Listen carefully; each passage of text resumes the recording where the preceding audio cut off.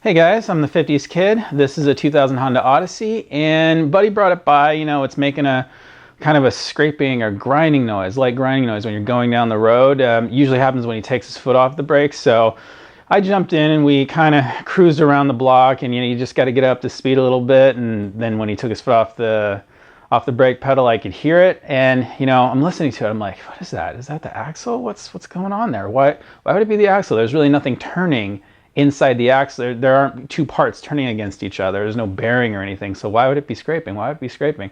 Anyway, I get it in, put it up, take the wheels off, and that's when I noticed that the brake pads are all the way worn down to the pad wear sensors. So I honestly had never done that before. I'd never worn them all the way down, such that I know what that actually presents as. I've always assumed that it's just kind of a scraping sound that's always there, but apparently it will go away when you apply your brakes, and it'll go away when you're accelerating, but it will be there when you just take your foot off. When you're going along, you've gone up to like 30 miles an hour and you take your foot off the brake, then you'll start to hear this scrape sound. So that's how that presents. So we're going to change those today. And as I've done a couple of brake jobs, I've learned a couple of things that I just want to put forth in this video. I like to, every time I do a brake job, I'll use copper grease now copper anti-seize to grease the pads. So you'll see me use that in this video. Any kind of anti-seize will do for that purpose, but I found that, I wanted to get that copper grease for a long time, and I finally found it on like Amazon, and that's where I bought it. And then when I was in like Napa sometime later, I saw that they have it. So AutoZone doesn't have it, O'Reilly doesn't have it, or my local stores, but Napa seem to have it. So if you want to get that, that's where you find that. And another thing would be for lubricating the caliper slide pins, you want to use silicone paste. Because that will not cause the rubber boots on the guide pins to swell, and that and also normal anti-seize or brake grease will dry out, and it'll cause those brake caliper slide pins to seize in the bores. So if you use silicone paste, that won't happen. And the only place for a long time I knew to get silicone grease was for like it's like $20 for like a big 8-ounce tub, and the only place you can get that was Amazon.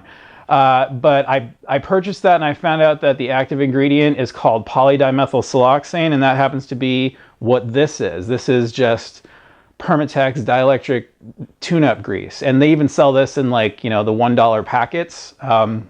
I'll throw a little picture up on the screen right here so you can see what that looks like. You should be able to find that in almost every auto parts store. So yeah, just take a look on the back, the active ingredient. If it's polydimethylsiloxane, that's the stuff you want to use. So those two things are common tools I use when doing any brake jobs. Anyway, let's get started. Alrighty, first things first, we need to compress the piston in the caliper. And I do that with a woodworking style clamp here because it's nice and long and I can slide it in and out quickly.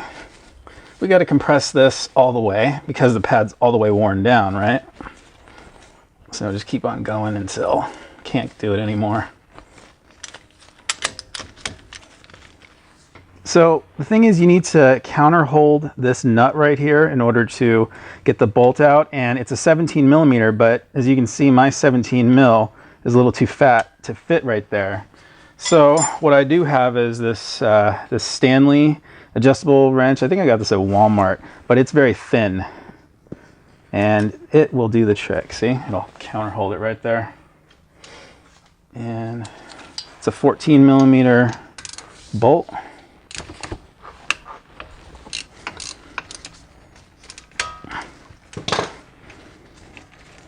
You only need to take the bottom bolt out because then you can just swing this up and slide it out, and just kind of comes off like that, and you can come up and you can just wire it up to the wire you've already got hanging from the spring, and you can just wire it up out of the way. I'll take this little dust boot off and put it back down here. Alrighty, get these pads out of here.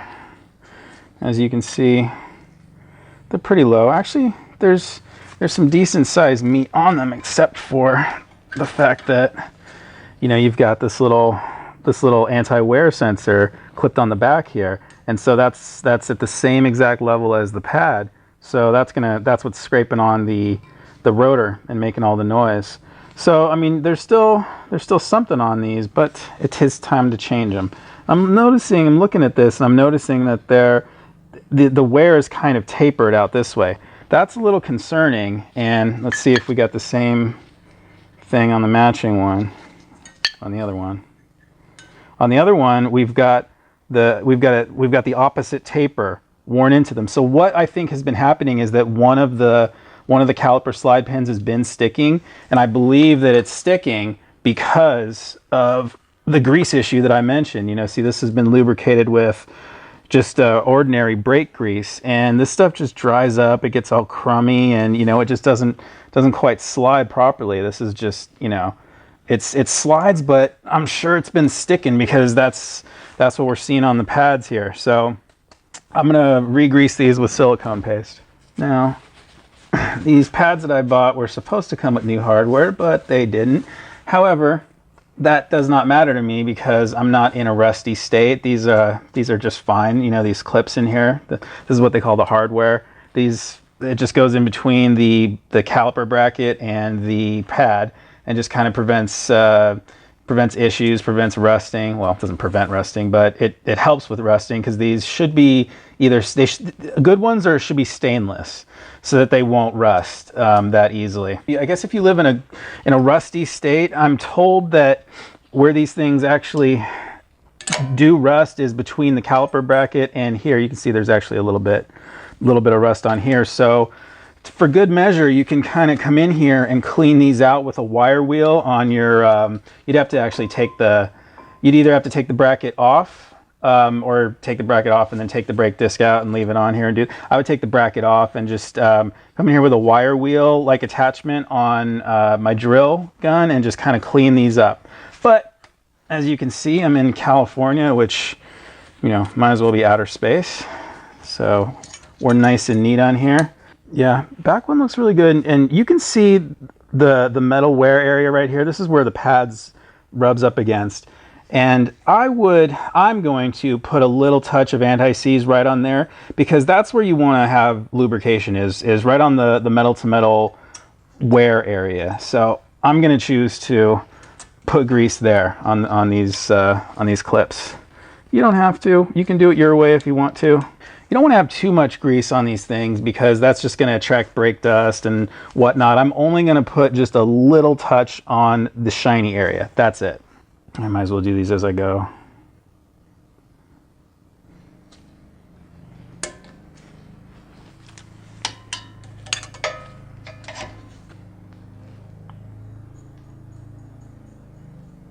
Stupid thing is just full of grease.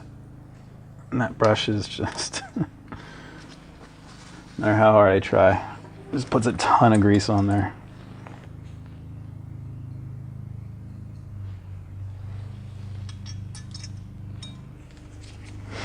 Two of these are worse than the others, obviously corresponding to the uneven wear that we saw.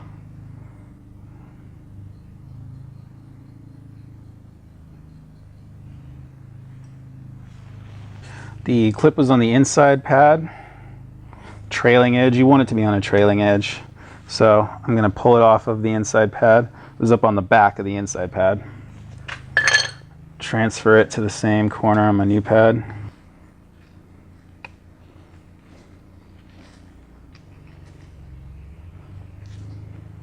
Double check, make sure you didn't get any grease on your pad.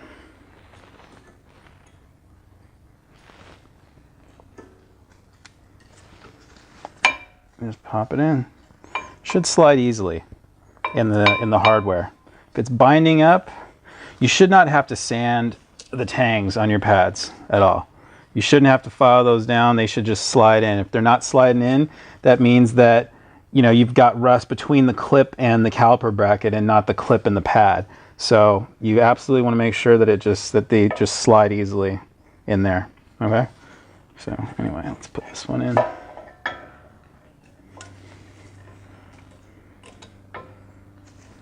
This one.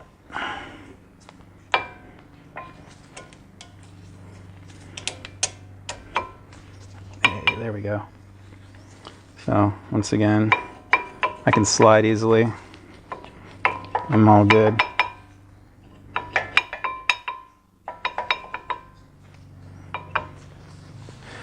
So I just wanted to throw the old pad back on here and compress the piston the rest of the way. It was kind of sticking up a 1/4 of an inch. You just, give this a try, and if you can't drive the piston in any further, then hey, you got it. But on these, that's about where it should be with brand new pads. You can see evidence of the old grease on here. I'm gonna get that off of there. I'll get it off the back too. Take a little bit of that silicone paste, just put that on there. Slather it up. You want to make sure you get around the this little nub too, especially if you're in a rusty area. It helps protect it from rust. That's the part that sticks out the most, where water and grease and grime are going to get in. And the lower one we can pull out. That's the one that has a lot of grease on it. I'll just get the boot off. Stick the boot back on where it goes. What's interesting is this one has a little rubber sleeve on it. Didn't see that on the top one. And I have no idea why that is. But I reckon that's why it was binding, because that's particularly why you don't want to use grease, because grease causes rubber to swell, and this is rubber, this part that I just took off. So what happened was the grease made this swell, and that stuck in the bore. So it was definitely this bottom one that was sticking compared to the top, and that's why this happened. So don't use regular grease. Grease makes rubber swell. Silicone paste does the trick.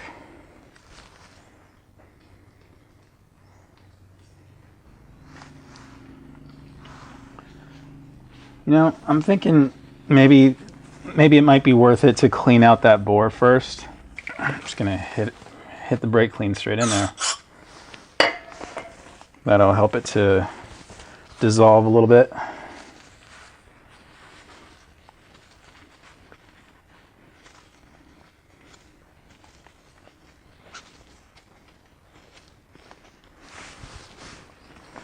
Just run the old screwdriver in there. Last thing I want to do is tear off some of this paper though, so be careful.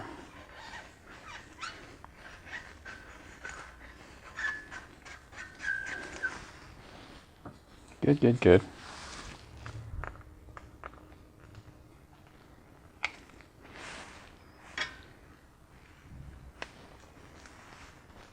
Get that brake caliper loose here. Put that back on, and I'll slip it in the top here like that. Put it back on. I don't put any grease on the back of the pads. I don't find that's ever a problem. You don't see any wear areas on the back of your old pads. It's just an imprint of where it was, but you don't see any shiny metal rubbing away. It's not rubbing, so that's why I don't put any grease on there. I don't believe that it causes any kind of noise, and I have done just fine with that policy.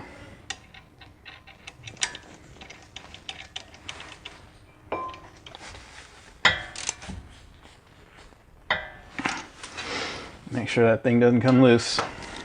All right, that's one side. You don't need to see the other side.